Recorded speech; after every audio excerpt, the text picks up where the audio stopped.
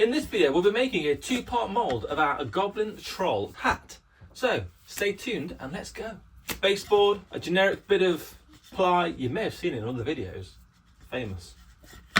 My videos, I mean. A little bit earlier, I did actually break this guy, and I have just repaired him with a bit of hot glue.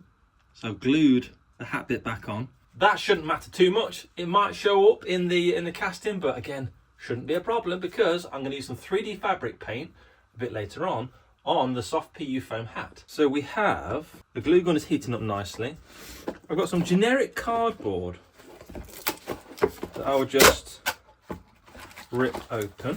Now I've chosen this cardboard because it has a waxy paper side, and that's good for a few reasons. The main reason being we don't want liquid silicone to stick to the outer enclosure of the mould. So I'm just gonna chop that off. I'm gonna chop that off.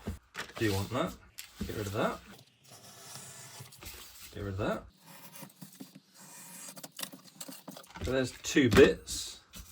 Now, size-wise, probably isn't enough. So I'm definitely gonna need a little bit more.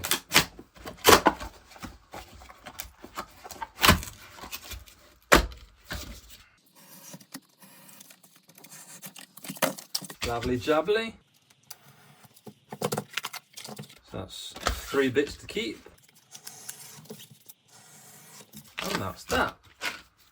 Right. Let's recycle this cardboard. Even though it is paper, it's a glossy paper. I say waxy, it's more of a glossy paper, but it'll do.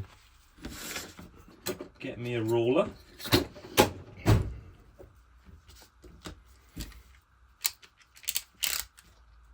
Put a slight score down that side. And give myself an edge, like that. And I'll need about up to there. So I'll do the same again this side with my left hand. No. Yep.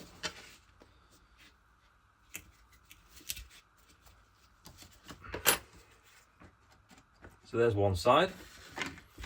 So I might just quickly blob some glue here just to keep it in position.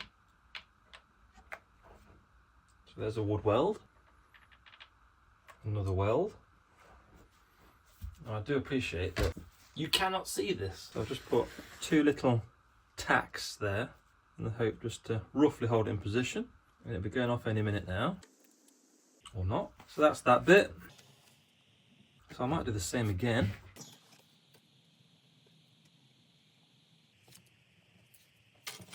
Again, just mark it there. Score down it. Score down there.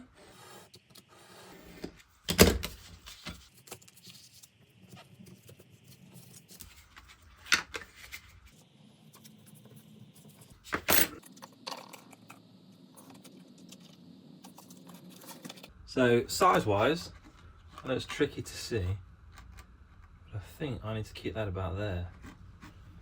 So I'll blob a wood weld, and then another one there.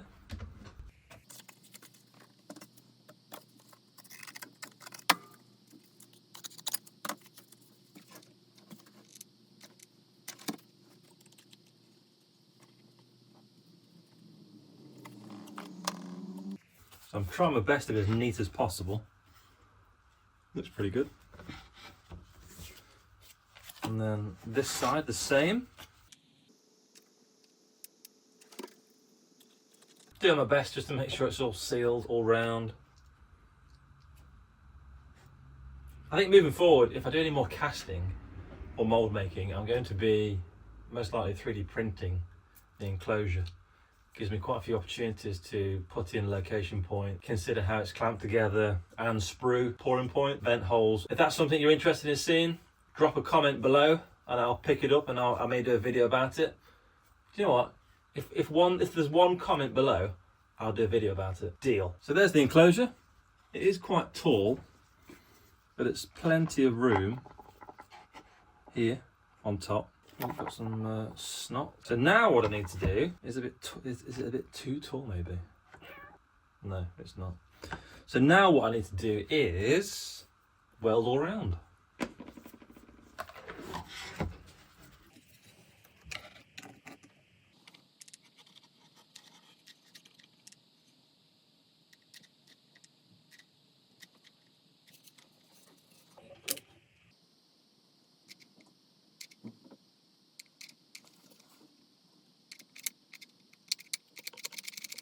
Another glue stick needed.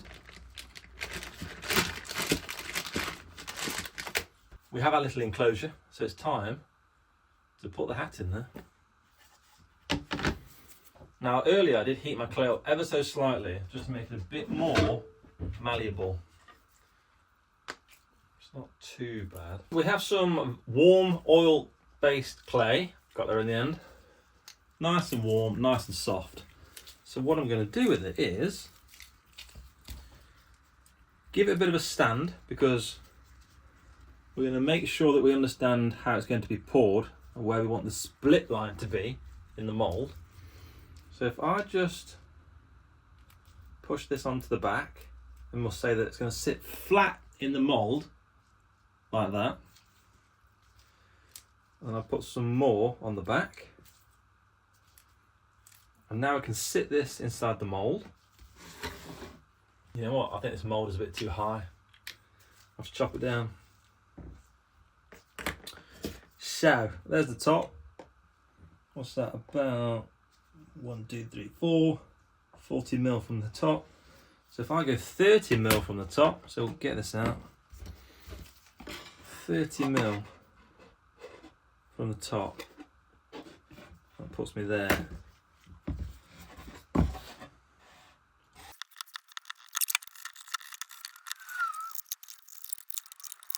That's a bit better. Now we can see what we're doing. I might just heat up some more clay. Right, get that cooking.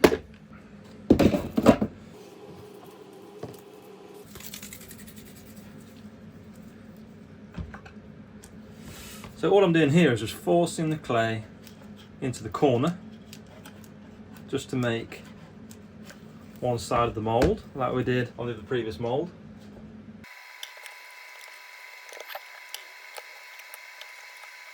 So that's how it will sit in the mould. So from now on, I've just got to fill in all the gaps.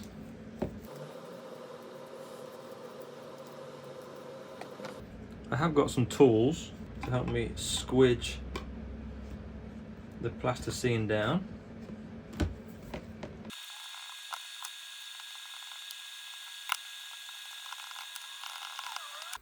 So this bit's just come out of the active fryer and it gets quite warm on top and quite firm in the middle. So what we can do is we can remove all of the soft stuff,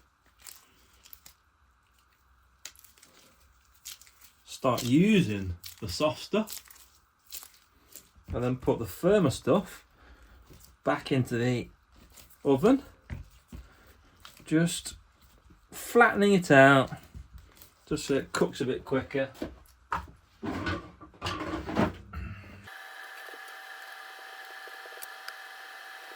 Wow, this bit needs working.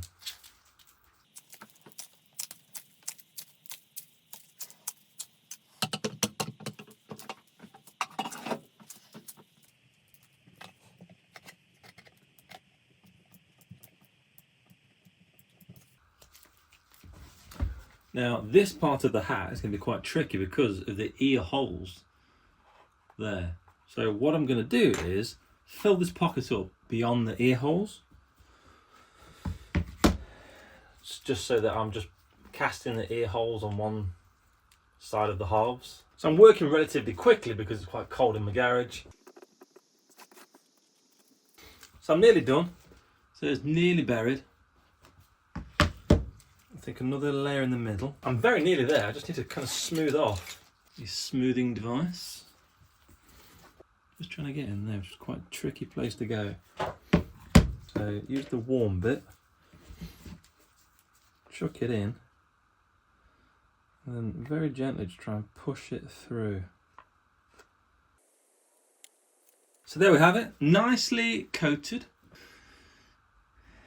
So now for the location points, which is my favourite bit. So location points, we'll pop one there, there, there.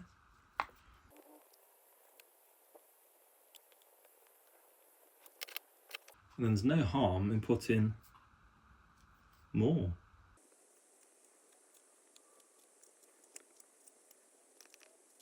So there we go, many, many location points. That was pretty cool. So now it's time to pour that silicone. So a very quick tidy.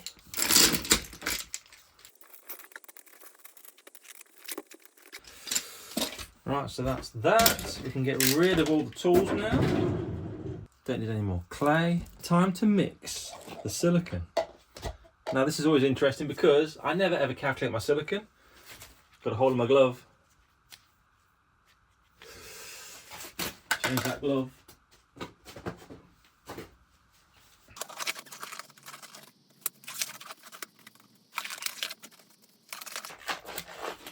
I literally can't get it on. Wow, there's not much there, but there should be enough for this. Need to be clever here. We need to be clever. So I'm going to make a guess. If that is that much, I'm going to want a full cup. So I'm going to pour that much in. Let's see how it goes. I've got a feeling I've not got enough for the second pour.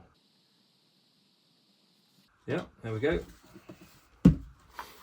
So there's that. Put the lid on. Again, right up to the line.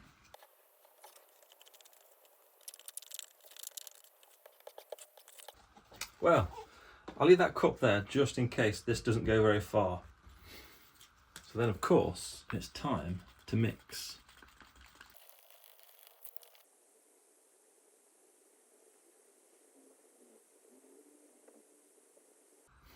Now I actually don't have enough here. There's something that we can do here, which is quite a clever little trick. Now I'm not a huge fan of this casting. I think it's quite clunky, it's not very good. But what we do have is a lot of silicone. And then, so I've gone the depth of the blade, which goes to about there. So if I do the same, and I've actually managed to chop a chunk of the side off that isn't really used. This mould lives on then.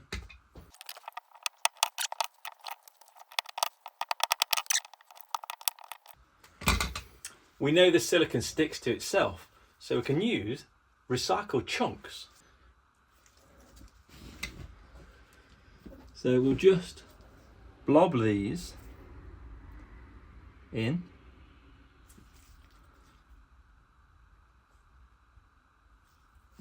And hope that that water level rises up.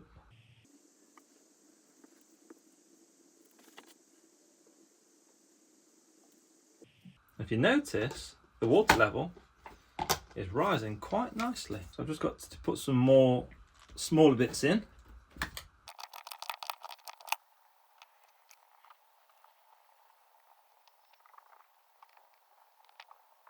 That full strip has gone inside this.